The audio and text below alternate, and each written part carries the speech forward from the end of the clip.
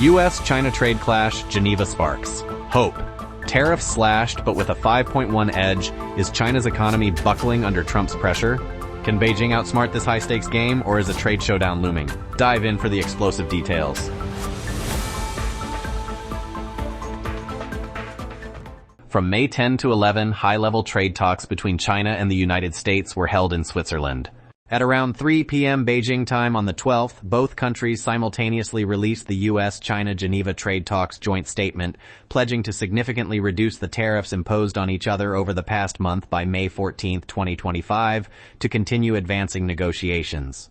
Specifically, both sides will retain a 10% additional tariff on each other's goods, while the 145% additional tariff will be suspended for 90 days. All other newly imposed tariffs will be completely canceled.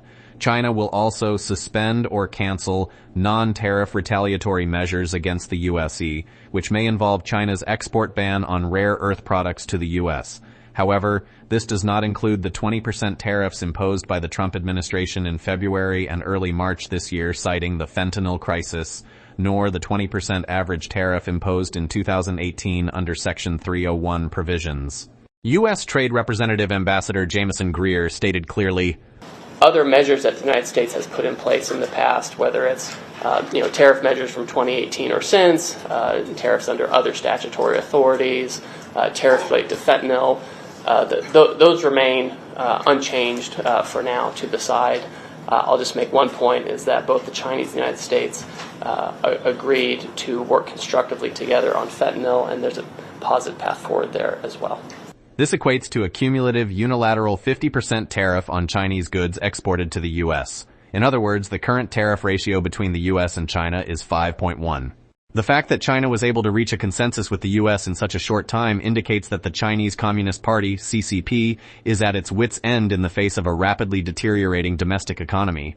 Although Beijing authorities are actively trying to rebuild consumer confidence and revive China's crumbling real estate market, this summer and fall, China will face tens of millions of university graduates entering the workforce. If the economy remains sluggish, their employment prospects will be precarious. Moreover, the latest data from Chinese customs shows that in April this year, China's exports to the U.S. fell by 21% year-on-year. Therefore, China is more eager to escape this highly disadvantageous and passive situation. On April 2nd this year, after President Trump introduced tariff reciprocity measures, China was the only country to outright refuse negotiations.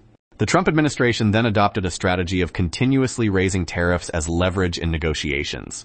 If negotiations ultimately succeed, the tariff rate is likely to drop to 80% or 60%. Even so, an 80% or 60% tariff is still close to a trade embargo.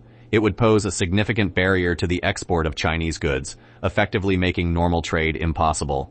Thus, while both the U.S. and China appear to be reducing tariffs and making concessions, in reality, the U.S. incurs no substantial losses, maintaining its high-pressure stance against China. President Trump posted about this, saying, "A very good meeting today with China in Switzerland. Many things discussed, much agreed to. A total reset negotiated in a friendly but constructive manner.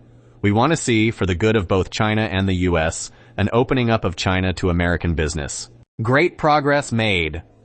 In fact, on May 2nd, the Trump administration also terminated the de minimis exemption policy, which allowed packages ordered online from mainland China and Hong Kong valued under $800 to enter the U.S. duty-free.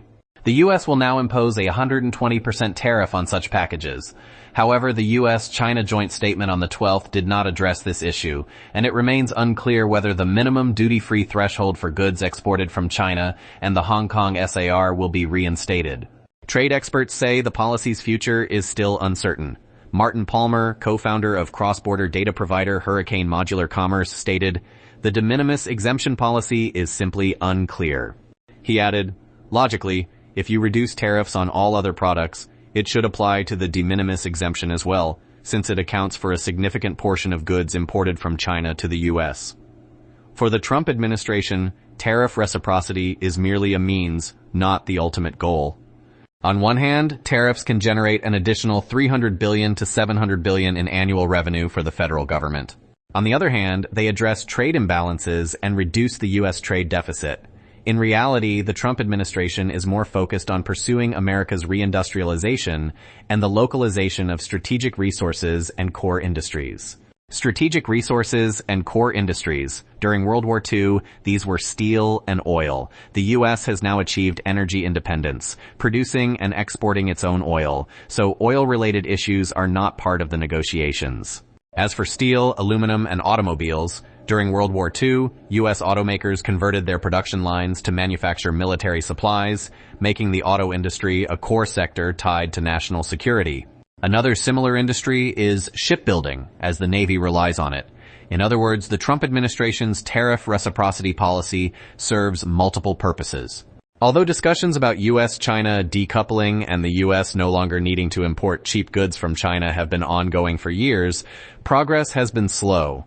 Based on the current situation, achieving a complete severance in the short term is unlikely. U.S. Treasury Secretary Bessent stated, "No one wants to do a generalized decoupling, but we are going to do a strategic decoupling because we realized during COVID that efficient supply chains were not secure supply chains. So with steel, with semiconductors, with medicines, with a couple of other strategic categories, we are going to have to become self-reliant again." Bessent added, "Let me say again, one of the most important things we're doing is, we don't want a generalized decoupling with China, but we do want a decoupling of strategic necessities, which we couldn't access during COVID. We realize that efficient supply chains are not resilient supply chains. In other words, the U.S. has two main demands in its negotiations with China: diversify global supply chains, reduce reliance on China as the world's factory by fostering second and third tier import sources such as Southeast Asia, Latin America, and Mexico, with the goal of supply chain diversification and reducing economic dependence on China. Full market access in China, demand that China eliminate non-tariff barriers and fulfill the structural reform commitments made upon joining the WTO. Open its market to allow American companies, such as e-commerce platforms like Amazon, tech firms like Apple, and social platforms like X and Facebook, to enter China and eliminate unfair trade practices. Market access represents significant opportunities for U.S. businesses, which is clearly preferable to merely profiting through tariffs. However, implementing this in practice is quite challenging. In fact, this tariff battle began as early as May 3, 2018. During Trump's first term, from the initial U.S.-China talks to the signing of the Phase 1 agreement on January 15, 2020, the process took over a year and a half.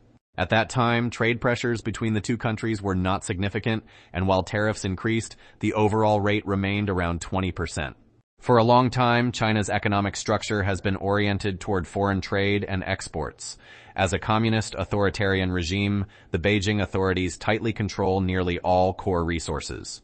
Demanding the elimination of non-tariff barriers and the fulfillment of WTO structural reform commitments is tantamount to asking the CCP regime to fundamentally restructure itself, which would be a devastating blow. Take Chinese state-owned enterprises, SOEs, as an example. Data shows that the annual revenue of Chinese SOEs accounts for over 60% of GDP, but their contribution to GDP has gradually declined over the past few decades. According to estimates from the World Bank and other research institutions, as of 2023, SOEs directly contribute about 20%, 30% to GDP. A 2022 report by China's Caijing magazine analyzed the proportion of SOEs in the economy, noting that their share of industrial added value and total output is significantly lower than that of private enterprises. SOEs are primarily concentrated in capital-intensive industries, such as energy, telecommunications, and infrastructure, while private enterprises dominate in consumer goods, the internet, and some high-tech sectors. According to 2024 data from the All China Federation of Industry and Commerce and Related Studies, central and local SOEs directly employ between 60 million and 80 million people, including contract and informal workers. Thus, SOE employment accounts for approximately 8% to 11% of the national workforce, while private enterprises, especially small and medium-sized ones, provide over 80% of urban jobs. Research from the School of Economics at Renmin University of China shows that SOEs have a significantly higher share of bank loans compared to private enterprises. As of 2023, SOEs are estimated to account for 50% to 60% of corporate loans from banks, with SOEs facing far fewer hurdles in obtaining financing, securing lower interest rates, and longer loan terms. Sinopec, China's largest refining company and a supersized SOE directly under the State Council, provides a case study. Public data shows that Sinopec's crude oil imports over the past 5 years have ranged between 150 million and 200 million tons per year, with 2023-2024 figures slightly higher than the previous 3 years at around 180 million tons annually, accounting for roughly half of China's total crude oil imports. Since the international market price of crude oil is transparent, import costs are almost fully visible. Refining costs can also be estimated. China's refining cost is approximately $50 per ton of crude oil. The output ratio of refined products is also relatively fixed. 1 ton of crude oil yields about 0.4 tons of gasoline and 0.3 tons of diesel. From this, the cost of refined products can be roughly calculated. China's refined oil prices are set by the National Development and Reform Commission, including taxes such as a 13% VAT and consumption taxes, approximately 1.5 yuan per liter for gasoline and 1.2 yuan per liter for diesel. In 2023, the average price of 92-octane gasoline in China was about 8.5 yuan per liter, equivalent to 4.5 per gallon, while diesel was around 7.8 yuan per liter, or 4.1 per gallon. This price level is quite high even by U.S. standards. In terms of nominal per capita GDP, the average income in the U.S. is 6.5 times that of China. Based on the above costs and prices, Sinopec's refining business alone had a profit margin of approximately 110 billion yuan in 2023, equivalent to $15 billion. However, Sinopec has long been reported to be operating at a loss or with minimal profits. In reality, as a mega SOE, Sinopec's losses are not only due to market factors, such as oil price fluctuations, but also stem from systemic issues with SOEs, low efficiency, policy burdens, management problems, corruption, related party transactions, and financial arrangements, taxes, profit remittances. If China's energy market were opened up, under the fierce competition of international capital and energy giants, Sinopec's fate can be easily imagined. Thus, demanding that the Communist Chinese authoritarian regime proactively eliminate non-tariff barriers and fulfill its WTO structural reform commitments is nothing short of a pipe dream. For the CCP, this would be tantamount to self-destruction. While China's economy faces immense pressure from slowing growth and restricted exports, urgently needing relief from the high tariffs imposed by the U.S., and the potential long-term impact of supply chain shifts, its inherent limitations will likely lead it to adopt delaying tactics. Its short-term goal is to stall until the 2026 U.S. midterm elections, hoping the Republicans lose control of Congress, thereby weakening Trump's negotiating leverage. The long-term goal is to outlast Trump's 4-year term, as they may believe Trump's policies are a temporary shock that can be endured. However, Trump's current push is for structural changes in the U.S., geopolitics, economy, and social issues, with impacts that will far exceed his 4-year term. Some scholars believe Trump's policies are influenced by 2 books.